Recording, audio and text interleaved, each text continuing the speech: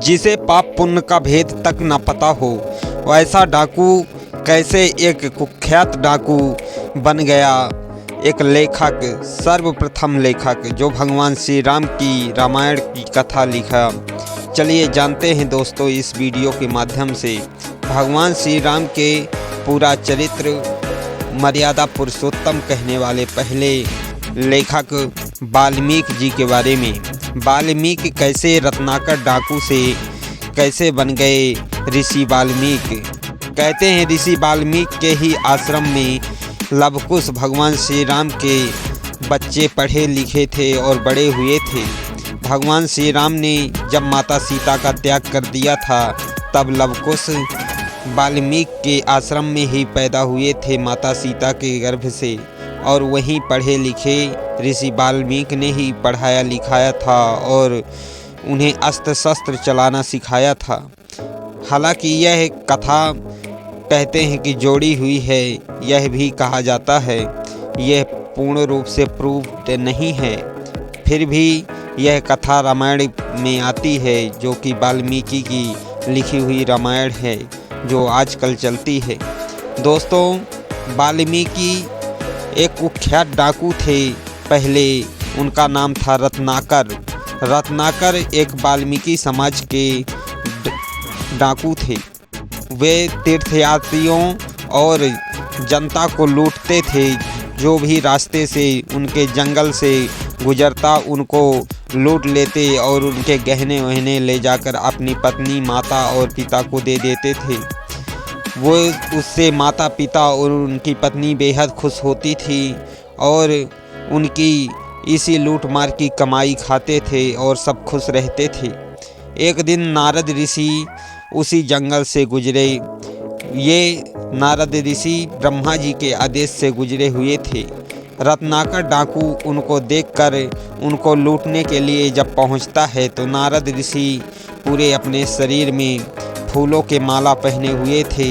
रत्नाकर डाकू उनसे कहने लगता है कि तू अपने सोने चांदी के गहने उतार कर और फूलों के गहने मेरे रास्ते में पहन कर आया है, मैं तुझे मार डालूँगा। तब नारद ऋषि कहते हैं कि मार कर तू मुझसे क्या पाएगा, क्या है, मैं निर्दोष हूँ जो कि तुम्हारा कुछ भी नहीं बिगाड़ा और इससे तुम्हें पाप लगेगा। तब रत्नाकर पहली बार पाप शब्द सुनकर व्याकुल हो जाता है और कहता है ये पाप क्या है। तब नारद ऋषि बताते हैं कि यह लोक परलोक दोनों में लगता है। इस लोक में जब तुम वृद्ध हो जाओगे, बूढ़े हो जाओगे, जब तुम ये काम करने लायक ना रह जाओगे, तब तुम्हारा घर बार सब छूट जाएगा। ना तुमसे पत्नी खुश रहेगी, ना बच्चे, ना माँ बाप। जब तुम लूट मार ना कर सकोगे और तुम भारी कष्ट भोगोगे, क्या तुम्हारे कष्ट को तुम्हारे माँ बाप जो तुमसे खुश होते हैं तुम्हारे लूट मार से, वो खुश होंगे? जो ले जाते हो वो बांटेंगे तुम्हारे दुख को? क्या पत्नी तुम्हारी बांटेगी? तब रत्नाकर यह बात सुनकर नारद मुनि की बड़े मनोबल से कहता है कि हाँ अवश्य बांटेगी। जबकि वो पाते हैं मेरा धन खाते हैं तो मेरा लूटा हुआ धन खाते हैं तो मेरे दुख को भी बांटेंगे। तब नारद मुनि कहते हैं कि जाकर पूछ कर आओ।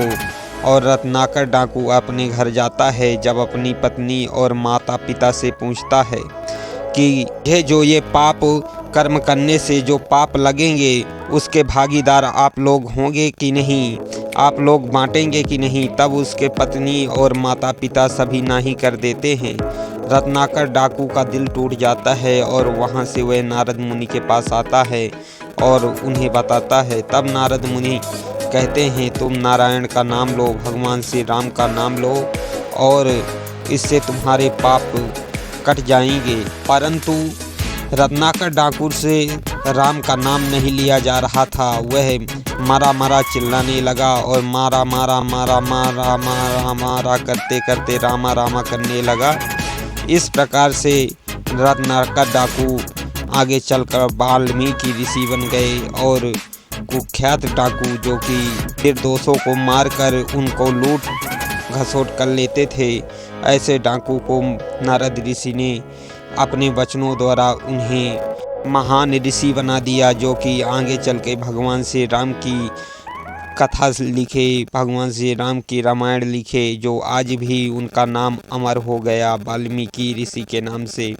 दोस्तों, इस प्रकार से भगवान का नाम लेने से सारे पाप कर्म कट जाते हैं। कहते हैं दोस्तों, पाप कर्म कोई भागीदार नहीं होता और अच्छे कर्म करोगे तो सभी भागीदार हो जाएंगे।